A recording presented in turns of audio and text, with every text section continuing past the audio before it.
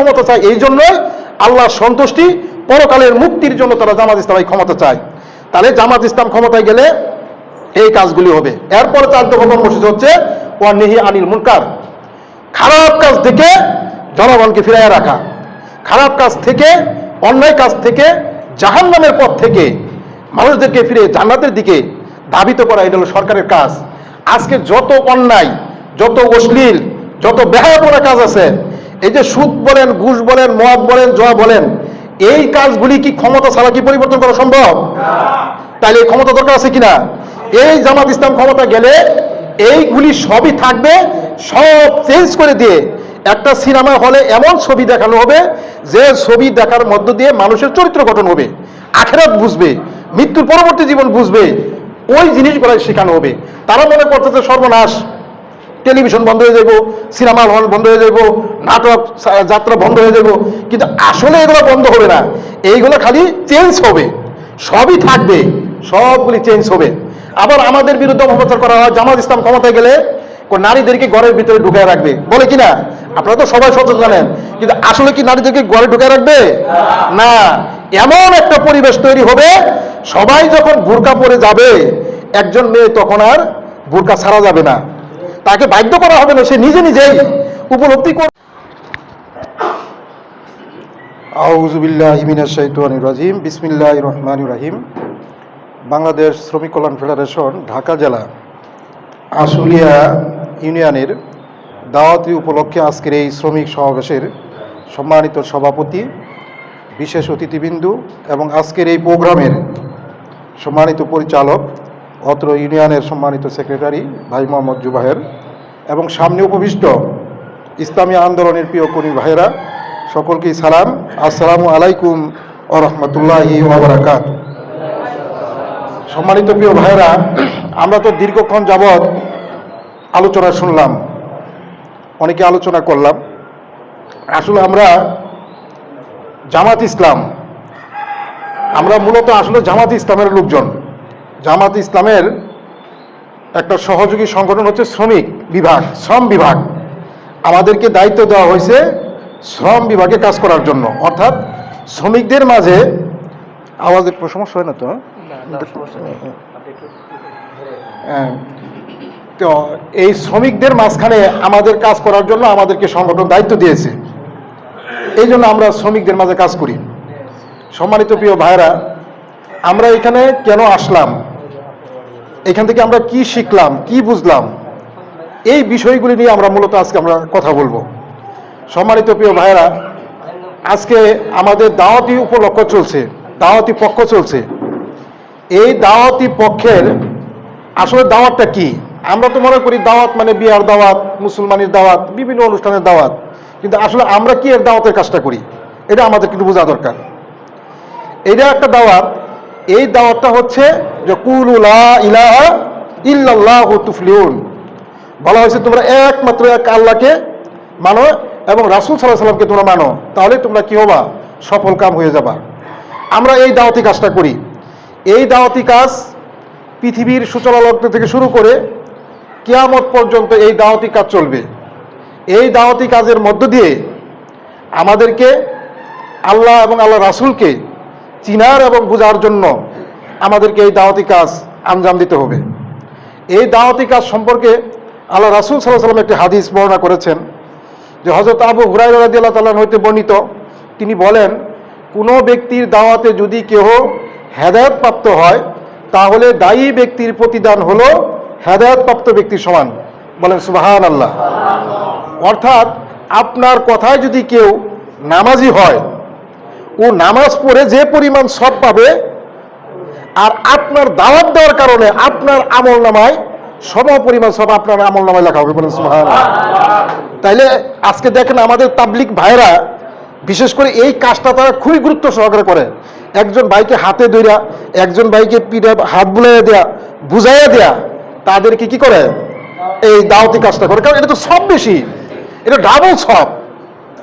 আপনি এত কষ্ট করে পরিশ্রম করে ওযু করতেছেন, নামাজ পড়তেছেন, পড়ে আপনি সবের ভাগী হইতেছেন, আর একজন ভাইকে যদি আপনি এই পথে আনতে পারেন, তাইলে হ্যাঁ যত পরিমাণ কাজ করে ও আবার অন্যজনকে দাওয়াত দিবে, ও আবার অন্যজনকে দাওয়াত দিবে, এইভাবে যত প্রকার দাওয়াত চলবে তার একটা আমল নামায়, তার একটা সমপরিমাণ সব তার আমল নামায় আসবে।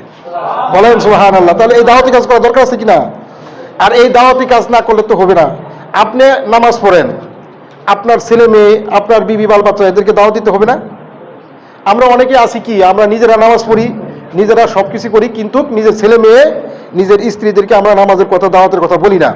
তো এই জন্য আমাদেরকে আজকের এই প্রোগ্রাম থেকে এতটুকু আমরা বুঝবো যে দাওয়াতি কাজের মধ্যে বিরাট একটা সওয়াব। আপনি একটা ভালো কাজ করেন, আপনি একটা নামাজ পড়েন, আপনি একটা নেক কাজ করেন, যে পরিমাণ আপনি সওয়াব পাইবেন, অন্যকে নেক কাজের জন্য আহ্বান করা, এই দিকে ডাকা, তার সম পরিমাণ সওয়াব আমাদের আমলনামায় আসবে। তাহলে ইনশাআল্লাহ আমরা আশা রাখি আমরা দাওয়াতি কাজের জন্য আমরা নিজেরা ইসলামের জন্য কাজ করব, অন্যদেরকে আনার জন্য আমরা চেষ্টা করব, ওটাও একটা ইবাদত। আপনি ঈমান আনা যেরকম ফরজ, ঈমান আনার জন্য লোকদেরকে দাওয়াত করা এটাও আপনার জন্য একটা ফরজ, এটা একটা ফরজ ইবাদত। নামাজ পড়াও ফরজ, নামাজের দাওয়াত দেওয়া কি ফরজ। আপনি নামাজ পড়েও সব পাইতেছেন এবং অন্যদেরকে এই এই আহ্বানে আইনা, এই নামাজের দিকে ডেকে আইনা যেভাবে আপনি আনতেছেন সেটা সব আপনি পাইবেন। সম্মানিত প্রিয় ভাইরা, তো আমি যে কথাটা বলতে চাইছিলাম সেটা হচ্ছে যে আমরা দাওয়াতি কাজ করব, এটা আমাদের নিজের উপকারের জন্য। আমরা অনেকে মনে করতেছি যে জামাত ইসলাম, শ্রমিক কল্যাণ ফেডারেশন তো এটা একটা রাজনৈতিক সংগঠন, তারা ক্ষমতায় যায়, ক্ষমতায় গিয়ে আওয়ামী লীগ বিএনপির মতো তারা দেশ চালাইবে, তারা নিজেরা এরকম অর্থ সম্পদের অধিকারী হবে। আসলে বিষয়টা কি এরকম নাকি? বিষয়টা আসলে এরকম না, এটা ভুল। কিন্তু ওরা মনে করে, যারা অন্যান্য রাজনৈতিক দল করে, সাধারণ রাজনৈতিক দল করে, তারা মনে করে যে আমাদের মতো তারা করে, তারা একটু নামাজ টামাজের কথা কয়, কিন্তু আসলে মনে আমরা এটা করি না। আমরা এটা কোরআন এবং হাদিসের স্পিরিট অনুযায়ী আজকে আমরা ইসলামে আন্দোলন করি।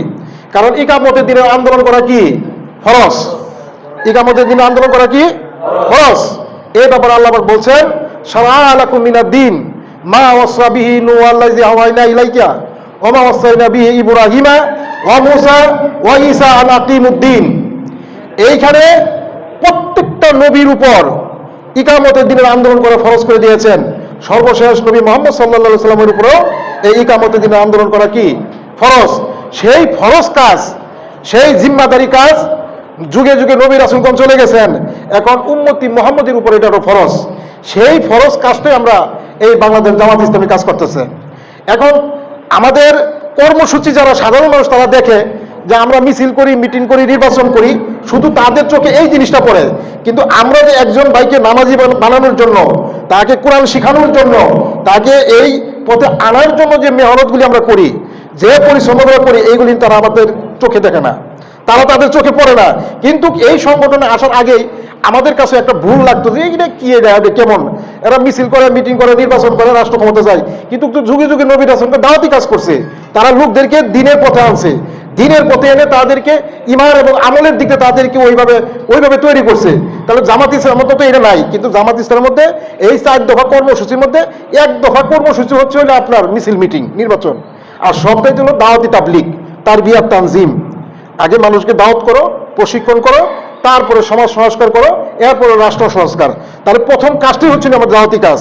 আজকে উনি তাবলীগ ভাইরা বলে, তারা বলে যে জামাত ইসলামের মধ্যে কোনো নাই, দাওয়াতি কাজ নাই। আগে তো নবী রাসূল দাওয়াতি কাজ করছে, তাহলে এখন তারা তো শুধু খালি ভোট চায়, ভোট চায় ক্ষমতায় গেলে কি দেশের জনগণ কি ভালো হবে? কিন্তু ওরা ভুল বুঝতেছে। কিন্তু তারা যদি আমাদের জামাত ইসলামের কর্মসূচি 3 দফা দাওয়াত, 4 দফা কর্মসূচি বই পুস্তক কোরআন হাদিস পড়ে তারা যদি বুঝে, তখন তারা বুঝবে যে না, এটাই সঠিক। রাসূল সাল্লাল্লাহু আলাইহি ওয়াসাল্লামের যে কাজটা করছেন, এলাকা ভিত্তিক লোকদেরকে টার্গেট করে দাওয়াতি কাজ করে, লোকদেরকে সংগঠনে এনে প্রশিক্ষণ দিয়ে একদল সৎ এবং যোগ্য লোক তৈরি করার জন্য যুগে যুগে নবী রাসূলগণ কাজগণ যেভাবে তারা কাজ করেছে, বাংলাদেশ জামাত ইসলামী সেই কাজটাই তারা করতেছে। সেই কাজটাই তারা হুবহু নবী রাসূল সাল্লাল্লাহু আলাইহি ওয়াসাল্লাম যে কাজটা করতেছেন, হুবহু সেই কাজটাই তারা করতেছে। আর আমাদের ইসলাম প্রতিষ্ঠার জন্য একটা পদ্ধতি হচ্ছে এখন ভোটের পদ্ধতি। আগেকার যুগে তো এই ভোট সিস্টেম ছিল না। আগেকার যুগে ছিল এক দেশ আর এক দেশকে যুদ্ধ করে দখল করে সেখানে তারা ইসলাম কায়েম করতো। কিন্তু এখন হলো ভোটের মাধ্যমে। এখন এই যুগের জন্য এটাই একটা জিহাদ, এটাই একটা যুদ্ধ। এই যুদ্ধের মধ্য দিয়ে এই দেশে ইসলামী আইন চালু করার জন্য বাংলাদেশ জামাত ইসলামী প্রায় 83 বছর তারা যারা কাজ করতেছে। এখন আলহামদুলিল্লাহ আপনারা দেখতে পাচ্ছেন যে আমাদের এই দীর্ঘ 15 বছর যাবৎ অত্যন্ত জুলুম, নির্যাতন, ত্যাগ, অনেক রক্তের বিনিময়ে আজকে আমরা এই পরিবেশ তৈরি হয়েছে।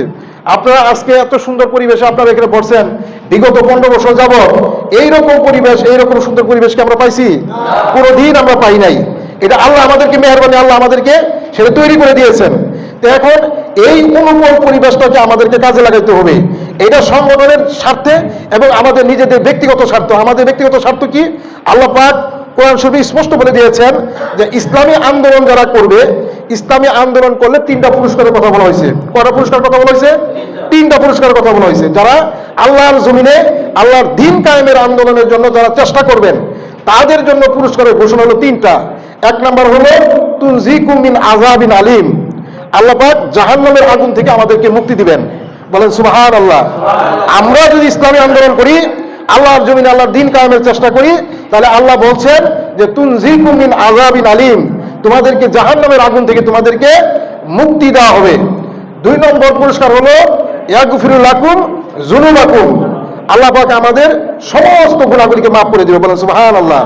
অন্য আমলের ব্যাপারে এত এইভাবে গুরুত্ব সহকারে বলা হয় নাই, একমাত্র বলা হয়েছে যারা জান এবং মাল দিয়ে আল্লাহর পথে যারা সংগ্রাম করবে তাদেরকে আল্লাহ পাক তাদের সমস্ত গুনাহগুলিকে আল্লাহ তাদেরকে মাফ করে দিবেন। বলেন সুবহানাল্লাহ। এরপরের অংশ বলা হয়েছে ওয়া ইদখিলুকুম জান্নাতুন তাজরি মিন তাহতিহাল আনহার ওয়া মাসাকিনা তাইয়্যিবাতান ফি জান্নাতি আদনি যালিকাল ফাওজুল আযীম। এইখানে বলা হয়েছে যে আল্লাহ আপনাকে একটা বিশাল একটা জান্নাত দিবে, যে জান্নাতের তলদেশ দেওয়া নহর এবং প্রবাহমান এবং ঝর্ণা থাকবে। সম্মানিত প্রিয় ভাইয়েরা, তাইলে আমরা ইসলামী আন্দোলন যদি আমরা করি, ইকামতে দিনের আন্দোলন করা, নামাজ রোজা হজ যাকাতের পাশাপাশি ইকামতে দিনের আন্দোলন করা সব ফরজের বড় ফরজ হচ্ছে ইকামতে দিনের আন্দোলন করা। আর এই আন্দোলন করতে যায় যদি আমরা করতে চাই, তাহলে আমরা 3টা পুরস্কার পাবো। আল্লাহ পাক আমাদের কি করবে? আমাদেরকে জাহান্নামের আগুন থেকে মুক্তি দিবেন, আমাদের জীবনের সমস্ত গুনাহগুলিকে মাফ করে দিবেন এবং আল্লাহ পাক আমাদের একটি জান্নাত দিবেন। এখন দরকার আছে কিনা এটা? তাহলে ইসলামী আন্দোলন করার কি দরকার আছে না? আপনারা কষ্ট করে যেরকম নামাজ পড়তে যান, নামাজ পড়লে যেরকম সব, তার সে ডাবল সব হলো ইসলামী আন্দোলন করা। কারণ ইকামতের দিনে আন্দোলনের কাজ করতে যেয়ে অনেক হাদিসে আসছে নামাজ তরক হয়েছে, নামাজ পরে পড়তে হয়েছে, কিন্তু এই জিহাদের কাজ, এই ইসলামী আন্দোলনের কাজটা বেশি গুরুত্ব দেওয়া হয়েছে। সম্মানিত প্রিয় ভাইরা, তাইলে অন্য জায়গায় বলছে যে এই আন্দোলনের কাজটা কারা করবে? ঈমান সবাই আনবে। খেয়াল করে শুনেন, ঈমান সবাই আনবে, কিন্তু এই আন্দোলনের কাজগুলি তারাই করবে আল্লাহ যাদেরকে কবুল করবেন, তারাই করবে। কিন্তু সমাজের মধ্যে দেখবেন যে অনেক মানুষ নামাজ পড়তেছে, হাজি গাজী অনেক ভালো কথা বলেন, নেককার মানুষ, কিন্তু এই কাজ করে না। কিন্তু আল্লাহ এখানে বলছেন যে ফালিয়ুকাতিল ফি সাবিলিল্লাহিল্লাযিনা ইয়াশরুনাল হায়াতাদ দুনিয়া বিল আখিরাহ ওয়া মা ইউকাতিল ফি সাবিলিল্লাহ ফায়ুক্তাল আও ইয়াকলি ফাসাউফা নুতিহি আজরান আযীমা। এখানে আল্লাহ বলছেন যারা দুনিয়ার সুখ শান্তিকে আখিরাতের বিনিময়ে বিসর্জন দিবে, শুধুমাত্র তারাই এই আন্দোলন করবে। খেয়াল করে শুনছেন তো? যারা দুনিয়ার সুখ চায় না, দুনিয়ার কোনো শান্তি চায় না, দুনিয়ার কোনো আনন্দ চায় না, আল্লাহ তাদেরকেই এই আন্দোলনের কাজ করাইবেন। কত সুন্দর কথা যে ফালিয়ুকাতিল ফি সাবিলিল্লাহিল্লাযিনা ইয়াশরুনাল হায়াতাদ দুনিয়া বিল আখিরাহ, যারা দুনিয়ার সুখ শান্তিকে আখিরাতের বিনিময়ে বিসর্জন দিবে, শুধুমাত্র তারাই আন্দোলন করবে। আর এই আন্দোলন করতে গিয়ে 2টা গ্রুপ হবে, 2টা দল হবে। কয়টা গ্রুপ হবে? একটা হলো ফায়ুক্তাল, একদল লোক এই সংগ্রাম করতে গিয়ে তারা শহীদ হবেন, তারা মৃত্যুবরণ করবেন। আর একদল হলো আও ইয়াগলিব, আর একদল লোক তারা কি হবে? বিজয়ী হবে, তারা গাজী হবে। এখন যারা গাজী হবে আর যারা মৃত্যুবরণ করবে, শাহাদাত বরণ করবে, এই 2 দলের লোকদেরকে দেখে আল্লাহ বলতেছেন ফাসাউফা নুতিহি আজরান আযীমা, অচিরেই আল্লাহর পক্ষ থেকে তাদের জন্য রয়েছে মহা পুরস্কারের ব্যবস্থা। বলেন সুবহানাল্লাহ। তাইলে এখানে কথা স্পষ্ট, কারণ দেখা গেল এই আন্দোলন করতে গেলে আপনাকে জেলে যেতে হবে, আপনাকে জুলুম নির্যাতনের শিকার হতে হবে, আপনার চাকরি চলে যেতে হবে, আপনার ব্যবসা বাণিজ্য ক্ষতি হবে, আপনাকে এই যে সময় আপনি দিতেছেন, এখন থেকে আপনি আসছেন, আপনি তো বাসায় থাকলে কাজকাম করতে পারতেন, অনেক কিছু করতে পারতেন। এইগুলো বুঝা শুই না যারা এই সংগঠন করবে, আল্লাহ তাদেরকেই কবুল করবে, তাদের দ্বারাই এই কাজ করাইবে। আর এই কাজটা করতে গেলে আপনাকে 2টা অবস্থায় আপনাকে চলে যেতে হবে। একটা অবস্থা হলো আপনি শহীদ হবেন অথবা আপনি বিজয়ী হবেন, ঠিক কিনা? এই আয়াতের দ্বারা উনি স্পষ্ট বোঝা গেল। তাহলে আপনাকে এটা বুঝে শুনে সংগঠনের কাজ করতে হবে। এটা কোনো আবেগ দিয়ে কোনো সংগঠন চলে না, এটা আবেগের কোনো সংগঠন না যে সংগঠনে আসলে আপনি বড় পদ পদবি পাইবেন, ব্যবসা বাণিজ্য পাইবেন, দুনিয়া আপনি অনেক অনেক সুবিধা পাইবেন এইটা না, আপনি বরঞ্চ এই পথে আসছেন মানেই আপনি একটা বিরাট একটা ঝুঁকি নিয়ে আসছেন। এই পথে আসছেন আপনার জীবনের ঝুঁকি, চাকরির ঝুঁকি, আপনার সমাজে অনেক আপনার ঝুঁকি আপনার মধ্যে চলে আসবে। এইগুলি বুঝে শুনে যারা এই সংগঠনে আসবে আল্লাহ তাদেরকেই বলছেন ফাসাউফা নুতিহি আজরান আযীমা, অচিরে আল্লাহর পক্ষ থেকে তাদের জন্য রয়ে আছে মহা পুরস্কারের ব্যবস্থা। বলেন সুবহানাল্লাহ। সম্মানিত প্রিয় ভাইরা, তাইলে আমরা এই পুরস্কারের পাইতে হলে আমাদেরকে কাজ করতে হবে। আমরা এখানে যারা আসছি আমরা এখানে বুঝে শুনে আসছি, আমাদেরকে এখানে সংগঠন আমাদেরকে দাওয়াত দিছে, সংগঠনে আমরা আসছি। আপনারা যেইভাবে আজকে আসছেন আমরা এইভাবেই আসছি। আমরাও আমাদের বড় ভাইদেরকে দাওয়াত পেয়ে এই সংগঠনে এসে বই পুস্তক পড়ে, কোরআন হাদিস পড়ে, ইসলামী সাহিত্য পড়ে আমাদের এইখানে এটা আর একটা বিষয়, এটা শুধু একটা রাজনৈতিক দল নয়, এটা একটা কোনো সংগঠন নয়, এটা একটা হলো আপনার স্বতন্ত্র একটা শিক্ষা প্রতিষ্ঠান। এইখানে আসতে পড়াশোনা করতে হয়। আপনি যদি কোরআন হাদিস না পড়েন, রাসূল সাল্লাল্লাহু আলাইহি ওয়াসাল্লামের মক্কি জীবন না পড়েন, মাদানী জীবন না পড়েন, মক্কি জীবনে যে সূরাগুলি নাযিল হয়েছে এই সূরাগুলি শানে নুজুল প্রেক্ষাপট এবং মদিনা জীবনের শানে নুজুল প্রেক্ষাপট এইগুলি যদি আপনি পড়েন, শিখেন, তাহলে আপনাকে সংগঠন কাজ করতে আপনার সহজ হবে। তখন আপনার মনের মধ্যে উৎসাহ আসবে, আপনার মনে উৎফুল্ল আসবে যে কিভাবে এই কাজগুলি করা যায়। দেখবেন যতক্ষণ পর্যন্ত এই সংগঠনে কাজ করবেন তখন মনের মধ্যে আপনাকে নফসে আম্মারা, নফসে মুতমাইনা যে বিষয়টা আছে আপনার মনের মধ্যে আনন্দ লাগবে যে এই কাজের মধ্যে আপনার শান্তি। তো এই জন্য আমরা যারা আমাদেরকে দাওয়াত দিয়েছেন, আপনারা এই দাওয়াতে যারা আসছেন, আমাদের দাওয়াতি পক্ষ চলছে। এখন আমাদের কিছু সিস্টেম আছে, আমরা এই সংগঠনে আসার ঢোকার কিছু নিয়ম আছে। আমাদেরকে প্রথমেই সহযোগী সদস্য ফর্ম পূরণ করতে হয়, এরপরে সক্রিয় সদস্য হইতে হয়, এরপরে কর্মী হইতে হয়, এরপরে অগ্রসর কর্মী হইতে হয়, এরপরে রুকন প্রার্থী, এরপরে রুকন। এইভাবে আমাদের ধাপ, যেমন primary school, high school, college, university এরকম ধাপ আছে না, এইরকম হুবহুব এটা একটা আমাদের যে সিলেবাস তৈরি করা হয়েছে, যেমন একটা স্কুল কলেজে যেরকম একটা সিলেবাস তৈরি হয়, মাদ্রাসার সিলেবাস তৈরি হয়, কোন সংগঠনের মধ্যে এরকম সিলেবাস তৈরি হয়েছে। এটা আমাদের শুরুতে। এখন আপনারা যারা এখানে উপস্থিত আছেন, এইখানে অনেকে আমরা সহযোগী সদস্য ফর্ম পূরণ হই নাই। তা আমরা যারা আজকে ইচ্ছুক, আমাদের এই দাওয়াতি পক্ষ উপলক্ষে যারা যে আমাদের এই অভিযান চলছে, যে আপনারা যারা এখনো এই সহযোগী সদস্য ফর্ম পূরণ করেন নাই, আমাদের ভাই গেছেন, আপনারা দ্রুত আমাদের এই সংগঠনের নাম লিখিয়ে দেন যে আপনি একজন সহযোগী সদস্য। আমাদের এই ঢাকা জেলা আমরা এই 15 দিনে 20,000 ভাইদেরকে আমরা সহযোগী সদস্য পূরণ করার জন্য আমাদের সংগঠন টার্গেট দিয়েছে। আমরা 20,000 ভাইদেরকে এই সংগঠনের মধ্যে আমরা সহযোগী সদস্য ফর্ম পূরণ করাবো ইনশাআল্লাহ। এই জন্য আপনাদের সকলে আমাদের সহযোগিতা প্রয়োজন। সম্মানিত প্রিয় ভাইয়েরা, তাইলে আপনারা যারা নতুন যারা আসছেন, আমি ওই ভাইদেরকে আপনারা বলবো, আপনারা প্রথম দিনেই কোনো কিছু শেখা যায় না, কোনো কিছু বোঝা যায় না। আপনার এলাকায় যারা দায়িত্বশীল যারা আছেন তাদের কাছে যাইবেন, তাদের কাছে বই পুস্তক নেবেন, তাদের ইউনিটে যে প্রোগ্রামগুলি হয়, 4টে প্রোগ্রাম হয়, এই প্রোগ্রামগুলি বসেন, বই পুস্তক পড়েন, কোরআন হাদিস পড়েন, ইসলামী সাহিত্য পড়েন এবং অন্যান্য ধর্মীয় সংগঠনগুলি বুঝেন এবং জামাত ইসলামকেও বুঝেন যে জামাত ইসলামী হক না অন্যান্য দলগুলি হক। এইগুলি বই পুস্তক পড়ে, কোরআন হাদিস পড়ে আপনাকে সেখান থেকে আপনাকে বাছাই করে নিতে হবে যে কোন দলের মধ্য দিয়ে এ দেশে ইসলামী আইন চালু হতে পারে, কারা দ্রুত এই দেশে ইসলাম কায়েম করতে পারে এবং কাদের যোগ্যতা আছে যে এই দেশে ইসলামী আইন চালু করার মতো।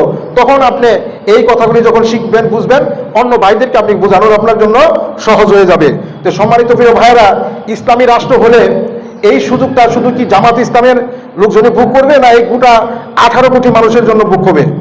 18 কোটি মানুষের জন্য। আজকে আমরা এই যে শ্রম, আমরা যে শ্রমিক, আমরা যদি ইসলামী শ্রম নীতি চালু হয়, একটা ফ্যাক্টরিতে যারা কাজ করবে তাদের একটা বেতন থাকবে, আর এই ফ্যাক্টরি থেকে যে লাভ হবে লাভের একটা অংশ এই শ্রমিকরা প্রাপ্য, শ্রমিকদেরকে দিতে হবে। আপনারা নাম শুনছেন ইসলামী ব্যাংক, ইসলামী ব্যাংকের বাইরা তারা 5 বার করে ঈদ বোনাস পায়। কয়বার করে পায়? তা 5 বার করে পায়, অন্যান্য পায় 2 বার 3 বার। তারা কেন পায়? ওখানে যে ব্যাংকের যে লাভের যে একটা অংশ, এই অংশটাও যারা কাজ করে তারাও তাদের সেটা অধিকার থাকে, তারা সেখানে তারা পায়। তো এইরকম যদি ইসলামী রাষ্ট্র কায়েম হয়, ইসলামী আইন যদি চালু হয়, তাহলে আমাদের শ্রমিক ভাইদের এই কষ্ট আর থাকবে না। অথচ স্পষ্ট আল্লাহ বলে দিয়েছেন, আল্লাহ জিনা ইম্মাক্কান্নাহুম ফিল আরদ আকামুস সালাত ওয়া আতাউজ যাকাত আমারু বিল মারুফ ওয়া নাহী আনিল মুনকার। এইখানে আল্লাহ বলছেন যে ইসলামী রাষ্ট্র ক্ষমতা যাদের হাতে আসবে তারা 4টা কর্মসূচি বাস্তবায়ন করবে। 1 নম্বর কর্মসূচি হচ্ছিল আকিমুস সালাত, রাষ্ট্রীয়ভাবে নামাজ কায়েম করা।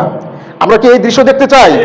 সরকার থেকে ঘোষণা দিবে, আজান হবে, সমস্ত মেল ফ্যাক্টরি, কলকারখানা, সরকারি অফিস আদালত সব কিছু বন্ধ, এখন নামাজ, সরকারি আইন, সরকারি রুল জারি হয়ে যাবে।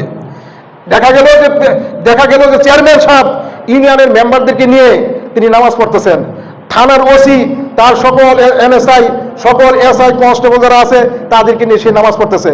একটা স্কুলের শিক্ষক, প্রধান শিক্ষক তার সকল সহকারী শিক্ষকদেরকে নিয়ে তার নেতৃত্বে নামাজ হইতেছে।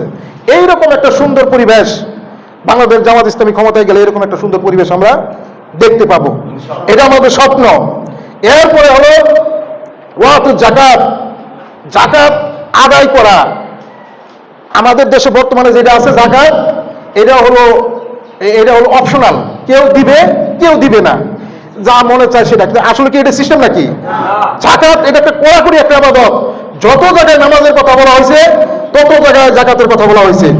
অথচ এই যাকাতটাকে আমরা নর্মালি ভাবে অনেক ইমাম সাহেবরা, অনেক আলেম ওলামারা জিনিসটা ওইভাবে সমাজ তুলে ধরে।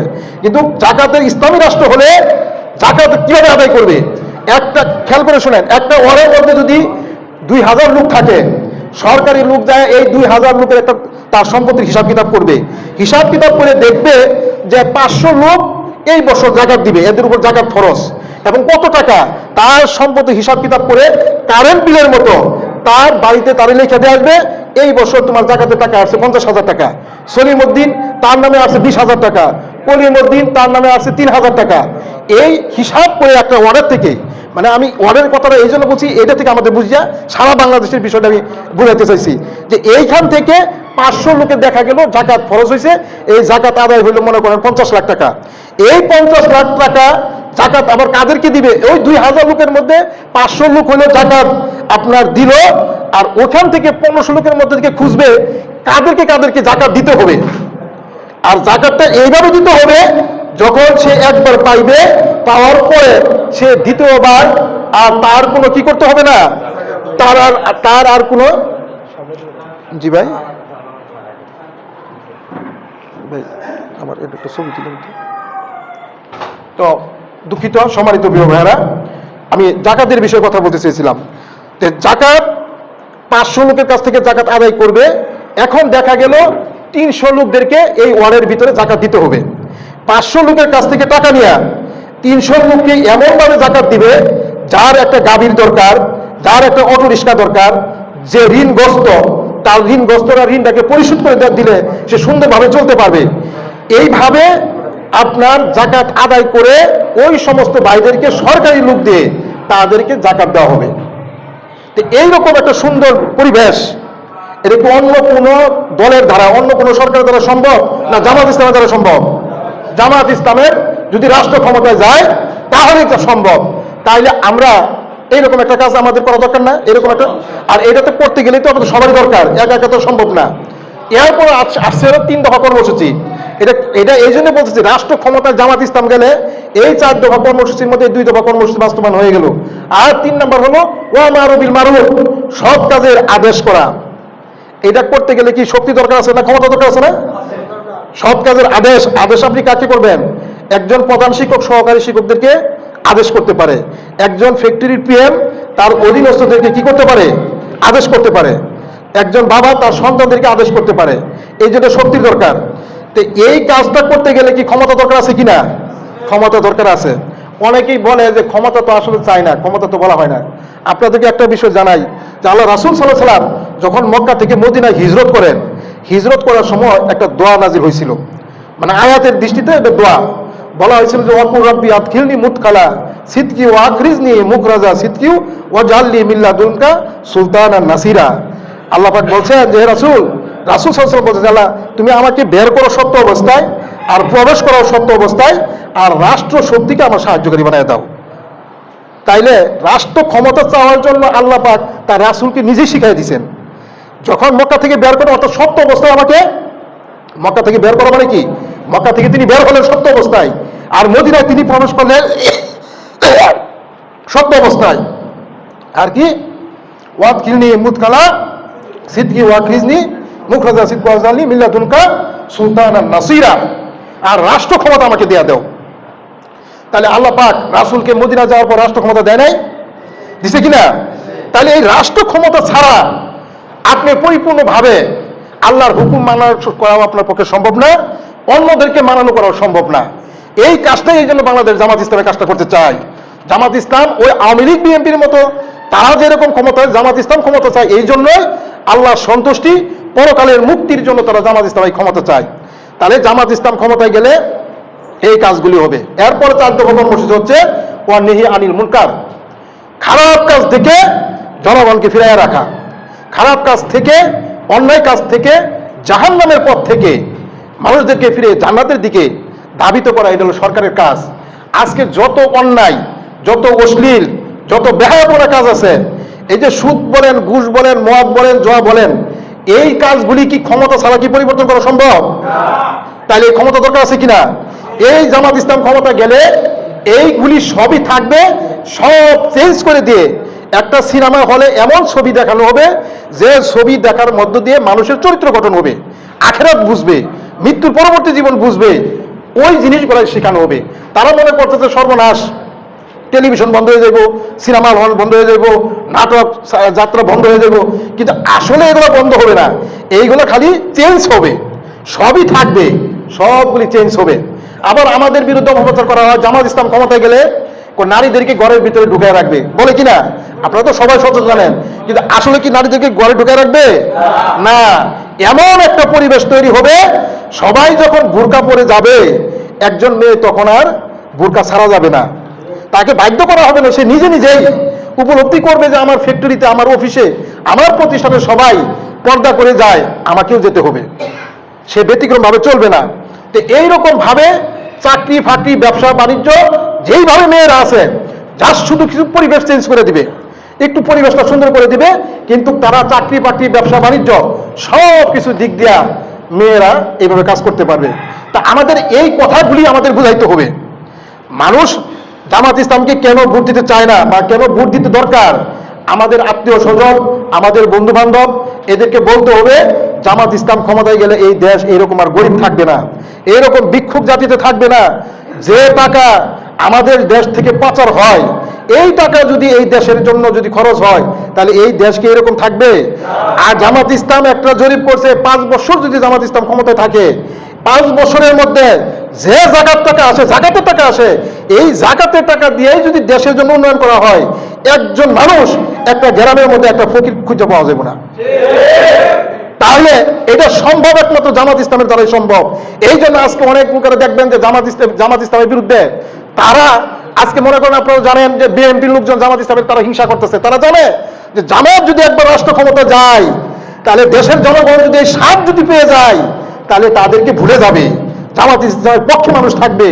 এই জন্য তারা কয়, মনে মনে তারা কয়, এক এক সময় জ্বরের তাপে কয় যে না, জামাত বিরোধী দলে আসা দরকার নাই, প্রয়োজনে আওয়ামী লীগ বিরোধী দলে থাকুক। কারণ সুরে সুরে মামাতো ভাই একটা কথা আছে না, যে তারা এটা চায়, জানে জামাত ইসলাম যদি বিরোধী দলে থাকে, তাহলে বিএনপির প্যান গরম হয়ে যাবো গা, যা ইচ্ছা তাই করতে পারবে না, আর সেই সুযোগ আমরা তাদেরকে দিব না, এবং তাদেরকে সেই রকম কোনো আমরা ছাড় আমরা দিব না। এই জন্য আমরা অবস্থান তৈরি করতে চাই। আমরা চাই আগামী 1 বছরের মধ্যে আমাদের সংগঠনের লোক থাকে যদি 1 কোটি, আমরা 2 কোটি লোক জনশক্তি আমরা বানাইতে চাই। এই জন্য সংগঠন ব্যাপক হারে কাজ করতেছে, আমাদের কোনো হতাশ হওয়ার কিছু নাই। আমরা একটা বিজয়ের সম্ভাবনা আল্লাহ পাক আমাদেরকে দিয়েছেন। আপনারা জানেন এই জুলাই আন্দোলনের মধ্য দিয়ে কারা সবথেকে বেশি ভূমিকা রাখছে, যদি নাম্বার দেওয়া হয় ছাত্রদেরকে, জামাত শিবির এবং বিএনপি অন্য দলদেরকে, সবথেকে নাম্বার কে পাবে বেশি? জামাত ইসলাম এবং ছাত্র শিবির নাম্বার বেশি পাবে, তাদেরই বেশি কৃতিত্ব। এই জন্য আমাদের এইটাকে সামনে নিয়ে আমরা ময়দানে আমাদের কাজ করতে হবে। আজকে গ্রামে গঞ্জে শহরে বন্দরে যেখানে যাবেন, সবাই একই কথা, যে তারা জামাত ইসলামকে ভোট চায়। আমরা বলি না, কিন্তু তারাই বলতেছে। তারা জানে যে জামাত ইসলাম ক্ষমতায় গেলে এ দেশে দুর্নীতি মুক্ত হবে, এ দেশে চুরি ডাকাতি খুন খারাপি রাহাজানি মারামারি হানাহানি কাটাকাটি এবং চাঁদাবাজি থাকবে না। এরা যদি দেশ চালায়, দেশটা সুখী এবং সমৃদ্ধ হবে। এই জন্য মানুষ আজকে জামাত ইসলামকে চাচ্ছে। এখন এই অনুকূল পরিবেশটাকে আমাদের কাজে লাগাইতে হবে। এইটার জন্য আসমান থেকে লোক নাজিল হবে না, বিদেশ থেকে লোক আসবে না। আমরা যারা জামাত ইসলাম এবং শ্রমিক কল্যাণ করি, আমরা যারা কর্মী সমর্থক রুকন যারা আছি, আমরা এক একজন যদি 10 জন 20 জন করে ভাইদেরকে বুঝাইয়া এই দিনের পথে আনি, এই সংগঠনে আনি। ওই যে আমি প্রথমে বলছি, যে লোকটা নামাজ পড়ে না, এই লোকটা যদি আপনি নামাজই বানাইতে পারেন জীবনে, ওই লোকের উসিলে আল্লাহ আপনাকে মাফ করে দিতে পারেন। বলেন সুবহানাল্লাহ। আমাদের তো উদ্দেশ্য হলো আল্লাহর সন্তুষ্টি এবং পরকালের মুক্তি। ওই উসিলে আমরা মানুষদেরকে এই ইসলামের পথে আনবো, বই পুস্তক দিব, কোরআন হাদিস পড়াবো এবং আল্লাহর সন্তুষ্টি পরকালের মুক্তি পাওয়ার জন্য তাদেরকে আমরা এই পথে আনবো। সম্মানিত প্রিয় ভাইরা, তা আমি আপনাদেরকে অনেক কথা বলছি, আপনারা এই সংগঠনে একদিনে এসেই অনেক কিছু বুঝতে পারবেন না। আপনারা এইখানে পড়াশোনা করতে হবে, ইউনিট সভাপতি যারা আছেন তাদের কাছে আপনারা যাবেন। এটা একটা আপনার কাজ, এটা আপনার একটা রুটিন। আমরা নিজ দায়িত্বে যেরকম নামাজ পড়ি, ইসলামী আন্দোলন করে, এটা আমাদের জন্য একটা কাজ। এই দাওয়াতি কাজটা এরা যুগে যুগে নবী রাসূলগণ কাজগুলি করেছেন। এই অনেক নবী রাসূলগণ এই কাজ করতে গিয়ে অনেক নবী রাসূলগণ শহীদ হয়েছেন, অনেক নবী রাসূলগণ বিজয়ী হতে পারে নাই, অনেক নবী রাসূলগণ বিজয়ী হতে পারেছেন। 5 জন নবী এই দিনের কাজ করতে গিয়ে তারা শহীদ হয়েছেন অনেক নবী, আর 5 জন নবী তারা দিনকে বিজয়ী করতে গিয়ে তারা সফল হতে পারে নাই। যেমন হযরত লূত আলাইহিস সালাম, হযরত হুদ আলাইহিস সালাম, হযরত শুআয়ব আলাইহিস সালাম, হযরত সালেহ আলাইহিস সালাম। এই 5 জন নবী হুনি তারা দিনের কাজ করছে, মানুষদেরকে বুঝাইছে। কিছু মানুষ দিনের পথে আসছে আর বেশিরভাগ মানুষ বিরোধিতা করছে। আপনারা আদ জাতির ঘটনা শুনেন নাই? হযরত হুদ আলাইহিস সালাম 7 দিন 7 রাত পর্যন্ত একটানা ঝড় আর তুফানের মধ্য দিয়ে আদ জাতিকে আল্লাহ ধ্বংস করে দিয়েছিলেন। আর তখন তো আল্লাহর পক্ষ থেকে ডাইরেক্ট অ্যাকশন আসতো। যারা দাওয়াত গ্রহণ করছে, হুদ আলাইহিস সালামকে বললেন যে যারা গ্রহণ করছে এদেরকে নিয়ে আপনি সইরা যান, আর যারা আপনার বিরোধিতা করছে এদেরকে ধ্বংস করে দিছে। আপনারা জানেন যে হযরত লূত আলাইহিস সালামের ঘটনা শুনেন নাই? বর্তমান যেটাকে লোহিত সাগর বলা হয়, ডেড সি বলা হয়, এই লোহিত সাগরটা ছিল এটা একটা ছিল ভূমি। এইখানে লূত আলাইহিস সালামের জাতি বসবাস করত। লূত আলাইহিস সালাম যখন দাওয়াতি কাজ করলো, কিছু সংখ্যক লোক তার দাওয়াত গ্রহণ করলো আর কিছু সংখ্যক লোক তার বিরোধিতা করলো। আল্লাহর পক্ষ থেকে চূড়ান্ত গজব আসলো। লূত আলাইহিস সালাম তার লোকদেরকে নিয়ে সরে গেলেন। আর ওই জাতিটাকে আল্লাহ পাক যেরকম বালু উপর দিকে তুলে নেয়া যেরকম ছেড়ে দেয়, এইরকম ওই মাটিটাকে উপরে নেয়া এই ছেড়ে দেয়। ছেড়ে দেওয়ার পরে এটা একটা সাগর হয়ে যায়, এটাই ডেড সি, এটাকে মৃত সাগর বলা হয়। এইখানেই লূত আলাইহিস সালামের জাতি কম ধ্বংস হয়েছে।